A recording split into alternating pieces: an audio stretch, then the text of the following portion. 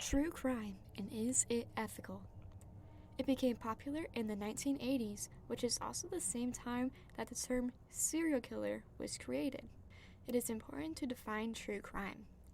It is a non-fiction genre where the author examines an actual crime and details the actions of real people associated with and affected by criminal events.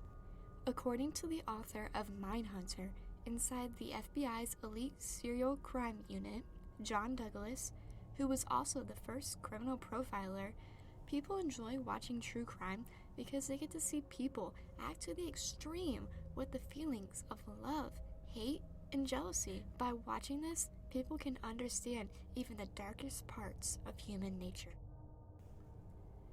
More interestingly, females between the ages of 25 to 45 are the biggest audiences of the true crime genre. According to Dr. Howard Foreman, a forensic psychiatrist, it is because women are able to emphasize more than men at a young adult age. As a society, we are more sensitive to women dying. True crime could also be a way for women to channel their aggressive feelings. And lastly, women are more likely to be victims of violent crimes. With the rise of this genre has also raised the concern of if it is ethical. There is a general understanding in the true crime world that there is a difference between being informative and exploitative. American Murder, The Family Next Door, a Netflix documentary, is an example of a production that puts victims first. The Netflix film is about the murder of the Watts family in Colorado. The film has been described as being like entering the personal and private lives of people who before had only been known in headlines. Instead of the story being told through the killer, Chris Watts' point of view, it is told through social media posts, family and friend anecdotes, and first responders. This lens is something that can often be lost. The issue is when these creators give platforms for romanticizing and glorifying killers while not considering victims, families, and communities. This can first be seen through the Ted Bundy fanization. Ted Bundy is one of the most well-known and charming serial killers, especially after the Netflix documentary Extremely Wicked, Shockingly Evil and Vile. His trial was also the first to be nationally televised and was called a media spectacle. While he was in prison in 1986, the movie The Deliberate Stranger was released, starring a Hollywood heartthrob as Ted Bundy. This portrayal of him in the movie caused girls to start sending him love letters while he was in prison. Extremely Wicked, Shockingly Evil, and Vile caused more glorifying of his heartthrob attributes to the point where Netflix had to issue a statement pleading with viewers to fawn over men who hadn't committed 30 murders. Following the release, there was also an abundant amount of Reddit threads saying, "I think Ted Bundy is attractive. What is wrong with me?" The only thing people should remember about Ted Bundy is that he was a narcissistic necrophiliac who brutally murdered and raped an estimated 30 women.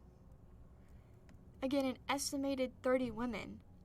But what were their names? Is it ethical to produce a platform for serial killers and casting heartthrobs to portray them? And what effect does that have on society? True crime is a genre that isn't fading away anytime soon. How soon is too soon for creators to tap in on a true crime story? Gabby Polito was murdered by Brian Laundrie in August of 2021.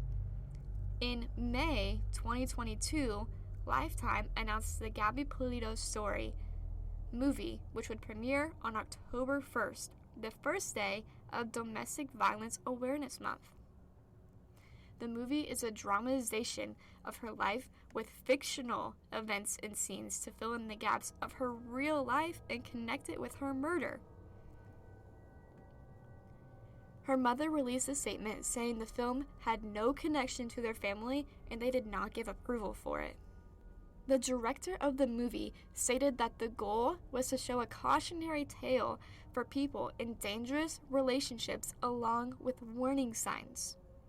This statement gives a message to Gabby's family that there were signs that they didn't notice that could have prevented their daughter's murder. Is true crime ethical if it has to create fiction for views, and when it's too soon to tell a story? Should people creating true crime ask for permission from victims or families? Some creators claim that their goal is to be giving a platform, such as Monster, the Jeffrey Dahmer story on Netflix. Evan Peters, who plays Dahmer, said the movie shows how society and our system failed to stop him multiple times because of racism and homophobia. One of the victim impact statements was replicated for the movie and is causing outrage. Rita Isabel gave her emotional victim impact statement in court. Her sister, Errol Lindsay, was one of Dahmer's victims. Netflix recreated the scene almost identically. She wrote a personal letter to The Insider saying watching the scene was like reliving her past trauma. Her nor other victims had been consulted about the show. Is it ethical to give a platform to victims who didn't ask for it? The bottom line is, true crime is an ethical paradox. It is starting to develop into fan fiction more than true crime. When you listen to these shows, are you empathetic or exploitative? Are you being informed or desensitized? For every true crime creator that asks permission from victims' families, does thorough research, and shows compassion, there are 10 more doing the opposite. What is the solution? Will true crime ever be ethical? I don't know.